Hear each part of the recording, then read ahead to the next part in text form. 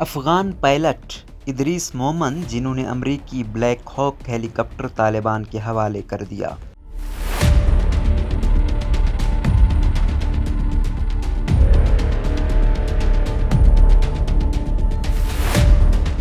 اس وقت کچھ سمجھ نہیں آ رہی تھی۔ طالبان کابل میں داخل ہو رہے تھے۔ کابل ایئرپورٹ پر ایک بے یقینی کی صورتحال تھی۔ ایسے میں مجھے جو صحیح لگ رہا تھا وہ کر رہا تھا۔ یہ الفاظ اس افغان پائلٹ ادریس مومند کے ہیں جن کی تصویر سوشل میڈیا پر وائرل ہے۔ ادریس مومند امریکی بلیک ہاک ہیلی کاپٹر اڑا کر کابل سے اپنے شہر کنڑ لے گئے تھے۔ افغانستان میں بدخشاں ایئرپورٹ کے ایک سابق کمانڈر اور پائلٹ نقیب اللہ ہمت نے نامعلوم مقام سے ٹیلی فون پر بتایا کہ جب کابل میں حالات کشیدہ ہوئے تو وہاں موجود سب لوگ پریشان تھے اور کسی کو سمجھ نہیں آ رہی تھی کہ کیا کیا جائے۔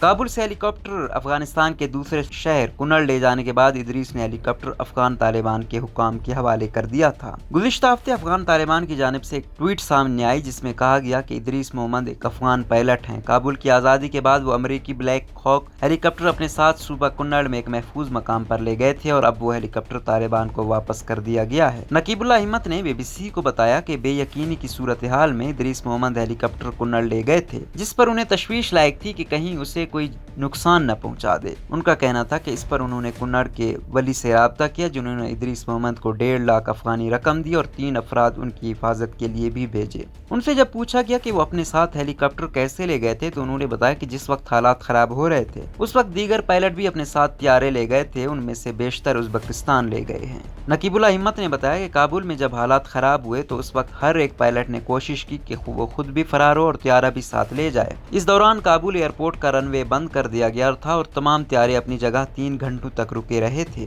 یہ ایسا وقت تھا کہ ہم لوگ ان طیاروں اور ہیلی کاپٹرز کو بچا سکتے تھے لیکن ایسا نہیں کر سکے۔ ان کا کہنا تھا ابھی اس بارے میں بات چیت ہو رہی تھی کہ اس وقت ادریس مومند کی ڈیوٹی لگی اور وہ طیارے میں قندھار اور پنجشیر چلے گئے۔ جب واپس آئے تو بیشتر طیارے لے جائے جا چکے تھے۔ انہوں نے بتایا کہ ان میں سے بیشتر طیارے ازبکستان لے جائے گئے۔ کابل میں جو طیارے موجود تھے ان میں روسی ساختہ ہیلی کاپٹر اور بلیک ہاک امریکی ہیلی کاپٹر کھڑے تھے لیکن انہوں نے دیکھا کہ بڑی تعداد میں ان طیاروں اور ہیلی کاپٹروں کو نقصان پہنچایا گیا تھا۔ ان کا کہنا تھا کہ یہ معلوم نہیں کہ ان طیاروں اور ہیلی کاپٹروں کو کس نے نقصان پہنچایا، غیر ملکیوں نے یا اپنے ہی شہریوں نے، کیونکہ اس وقت ایئرپورٹ ان کے اختیار میں نہیں تھا۔ نقیب اللہ ہمت نے بتایا کہ ان میں کچھ طیارے اور ہیلی کاپٹر ایسے ہیں جن کی مرمت ہو سکتی ہے اور کچھ کو اتنا زیادہ نقصان پہنچایا ہے جس کی شاید مرمت نہ ہو سکے۔ ان کا کہنا تھا کہ اب معلوم نہیں ہے کہ آگے کیا ہوگا کیونکہ بیشتر پائلٹ اور انجینئر کابل سے جا چکے ہیں، کچھ امریکہ اور دبئی سمیت مختلف ممالک کو چلے گئے ہیں۔ نقیب اللہ ہمت نے بتایا کہ افغانستان کی ایئر فورس میں 1980 کے بعد سے تقریباً 400 طیارے اور ہیلی کاپٹر